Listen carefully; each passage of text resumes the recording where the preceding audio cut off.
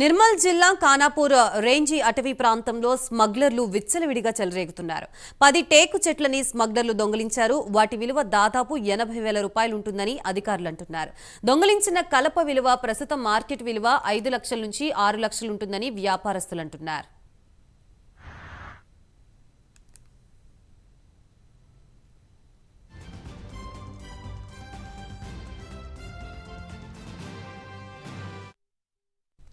ఘటనపై సమగ్ర విచారణ జరిపి త్వరలోనే నిందితుల్ని పట్టుకుని శిక్షిస్తామని అధికారులు తెలిపారు.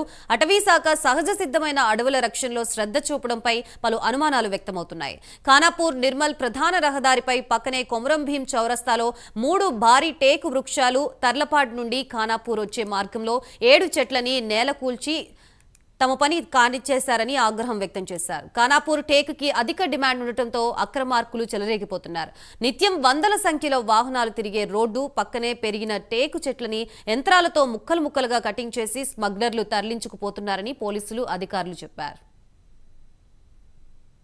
మార్నింగ్ పూట మాకు తర్లపాడు శివార్ల మరియు ఇబ్బాల్పూర్ శివార్ల కొన్ని చెట్లని అక్రమార్కులు నరికినట్టు తెలిసినది. మాకు అందిన సమాచారం మీద మేము కూడా అక్కడ ఇన్వెస్టిగేషన్ స్టార్ట్ చేసినాము. 2 కేసులు నమోదు చేసినాము.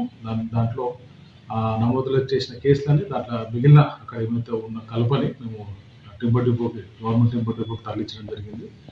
ఇది నేరంలో 4 వ్యక్తుల మీద మాకు అనుమానం స్పష్టమైంది. సో ఆ 4 కూడా మేము త్వరలో అరెస్ట్ చేసి చట్టరీత్యాల తగు చర్యలు తీసుకుంటాము. ఇటు విషయం ఆల్రెడీ మనము తీవ్రంగా ఇన్వెస్టిగేట్ చేసి సో దీని యొక్క ఏమైతే దొంగలించబడ్డ కలప ఉందో దానికి విలువ సుమారు 70 నుంచి 75,000 వరకు ఉంటుందని చెప్పేసి